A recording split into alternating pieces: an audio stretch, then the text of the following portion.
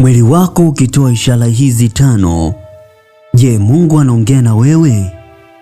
Katika maisha ya kila siku, wengi wetu tumewahi kupitia nyakati ambazo hatuwezi kueleza kwa mantiki ya kawaida.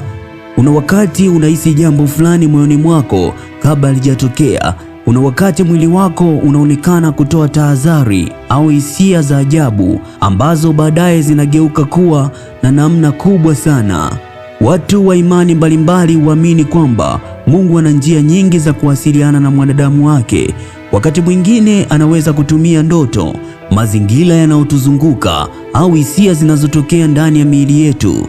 Ingawa si kila hisia au tukio ni ujumbe wa moja kwa moja kutoka kwa Mungu.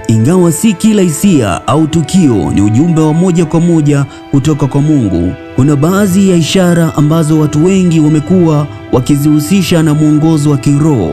Hizi ni ishara ambazo baadhi ya waumini huamini zinaweza kuwa ni njia ambazo Mungu anajaribu kuvuta umakini wako. 1. Unahisi amani isiyo ya kawaida katikati ya matatizo. Kwa kawaida binadamu anapokumbana na changamoto kubwa huwa na wasiwasi, hofu au kukata tamaa, lakini kuna nyakati ambazo licha ya mazingira kuwa magumu, moyo wako unakuwa na utulivu mkubwa kupita kiasi. Unaweza kuwa umepitia tatizo kubwa la kifedha, changamoto ya afya au migogoro ya kifamilia, lakini ndani yako kuna sauti inayokuambia kwamba kila kitu kitakuwa sawa. Waumini wengi huamini kwamba aina hii ya amani ni ishara ya uwepo wa Mungu na kwamba anahakikisha kuwa hauko peke yako katika safari unayopitia. 2. Mwili wako unakataa kabisa kufanya jambo fulani. Je, umewahi kuwa karibu kufanya uamuzi fulani lakini ghafla ukasikia vibaya bila sababu inayoeleweka? Wakati mwingine unaweza kuhisi uzito moyoni, kukosa utulivu au kuwa na hisia kali kwamba jambo fulani si sahihi. Baadaye unagundua kwamba uamuzi huo ungekuingiza kwenye matatizo makubwa. Watu wengi huamini kwamba hisia hizi zinaweza kuwa ni onyo la kiroho. Ni kama sauti ya ndani inakwambia usiende katika njia ambazo inaweza kuleta madhara katika maisha yako. 3. Unapata machozi bila sababu ya moja kwa moja. Kuna wakati ambapo mtu anaweza kuanza kulia wakati wa maombi, ibada au hata peke yake akitafakari maisha yake. Machozi haya mara nyingi hayaletwi na huzuni pekee, yanakuja kutokana na kuguswa kiroho, kupata ufahamu mpya au kuhisi uwepo wa Mungu kwa namna ya kipekee. Baadhi ya viongozi wa kiroho wanaamini kwamba machozi ya aina hii yanaweza kuwa ishara ya uponyaji wa ndani, kuondolewa kwa mizigo ya moyo au mwanzo wa hatua mpya katika maisha ya mtu. 4. Unajikuta ukivutwa sana kwenye sala au kutafakari.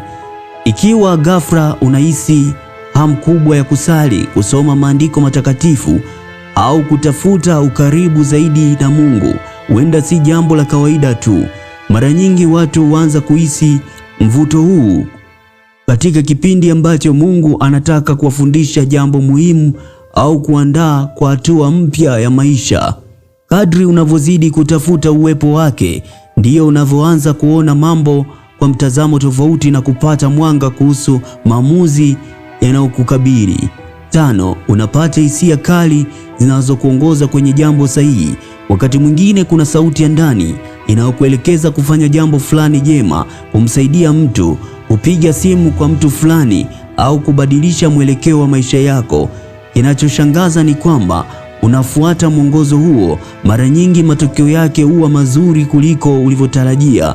Watu wengi wameeleza jinsi walivyookolewa na matatizo, wakapata fursa mpya ya kubadilisha maisha yao baada ya kusikiliza hisia hizo za ndani ambazo waliamini zilikuwa ni mwongozo kutoka kwa Mungu. Je, kila ishara ina ujumbe wa Mungu? Ni muhimu kuelewa kwamba si kila hisia, ndoto au tukio ni ujumbe wa moja kwa moja kutoka kwa Mungu. Baadhi ni mambo yanaweza kutokana na hali ya kiafya, mawazo au mazingira tunayopitia. Ndiyo maana ni muhimu kutumia hekima sala na kutafakari kabla ya kufikia hitimisho lolote. Inawezekana shirikisha viongozi wa kiroho au watu wenye busara unaoamini ili kupata mwongozo zaidi. Hitimisho. Mungu anaweza kuwasiliana na mwanadamu kwa njia nyingi tofauti.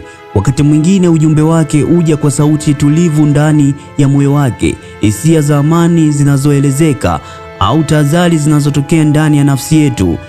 Iwapo umewahi kupitia moja ya ishara hizi, usikimbilie kupuuza. Chukua muda wa kutafakari, kusali na kujiuliza kama kuna jambo ambalo Mungu anataka ulielewe au ulifanyie kazi katika maisha yako.